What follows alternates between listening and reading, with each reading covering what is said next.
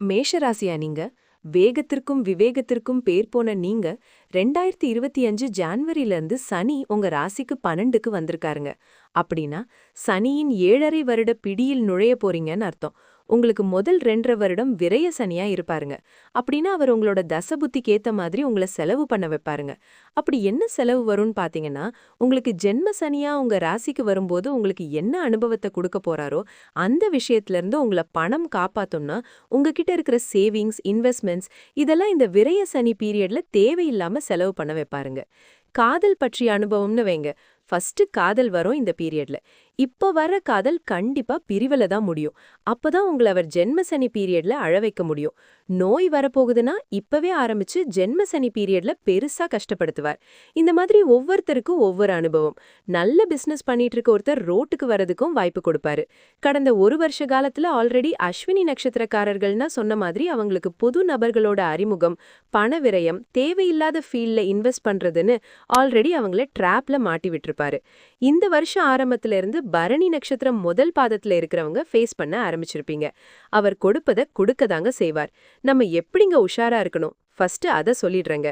First point, கடன் வாங்காதீங்க. யாருக்கும் வாங்கியும் கொடுக்காதீங்க. மெயினா சாட்சி கையெழுத்து போடாதீங்க. லவ்னு யாராச்சும் வந்த பக்கத்திலேயே போயிடாதீங்க. புது கல்யாணம் பண்ணவங்க ரொம்ப பொறுமையா இருங்க. சண்டை வரும்போது வார்த்தையை விட்டுறாதீங்க. லைஃப் லாங் ஃபீல் பண்ண விட்டுருவாங்க உங்க பார்ட்னர். பணம் ரொம்ப ரொம்ப உஷாரா இருங்க. கம்மியா செலவு பண்ணுங்க. பிசினஸ்ல புது இன்வெஸ்ட்மெண்ட் வேண்டாம். கூட்டு தொழில் வேணவே வேணாம். ஹெல்த்ல ரொம்ப உஷாரா இருங்க. நல்லா சாப்பிடுங்க. அதிகமா அக்கறையா இருங்க உங்க ஹெல்த் வேலை. எப்ப முடியுமோ அப்போ பக்கத்துல இருக்கிற பெருமாள் கோவிலுக்கு போயிட்டு வாங்க.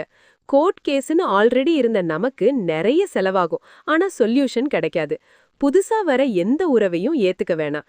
வேலை நமக்கு ரொம்ப முக்கியம். மேனேஜர் கிட்ட தேவையில்லாம வார்த்தையை விட்டுறாதீங்க. கால் நடக்க முடியாம பண்ணுவார் சனி. சோ கால் சம்பந்தமான எது நடந்தாலும் உஷாரா முன்னாடியே ஹாஸ்பிட்டல் போயிடுங்க.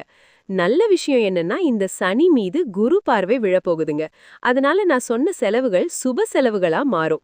அடுத்த ஒரு 1.5 வருடம் சுப செலவு அப்படின்னா திருமணம், கடன் வாங்கி வீடு வாங்கிடுறது, இந்த மாதிரி சுப கடன் கொடுக்கும்போது வாங்கிட்டு ஜென்ம சனில லோன் கட்ட முடியாம கஷ்டப்படுத்துவாருங்க. அதனாலதான் திருமணம் போன்ற பெரிய விஷயங்கள் இந்த நேரத்துல வேணான்னு சொல்றது. வேலை விஷயமா ஃபாரின் போக வைப்பாருங்க. ஆனா கஷ்டப்பட்டு வேலை செய்யற மாதிரி இருக்குங்க. ஸ்டூடெண்ட்ஸ் ரொம்ப கவனமா படிங்க. ஃபோன், டிவி ரெண்டும் அங்கேயே தான் இருக்கும். தூக்கி ஓரமா வச்சுட்டு படிக்கிற வேலையை பாருங்க. பயப்பட தேவையில்லைங்க. இருப்பதை காப்பாற்றிக் கொள்ளுங்கள். உங்களோட துணிச்சலும் கொஞ்சம் நிதானமும் இருந்தால் வாழ்க்கை செழிக்கும். ஹாப்பியா இருங்க. பாய்.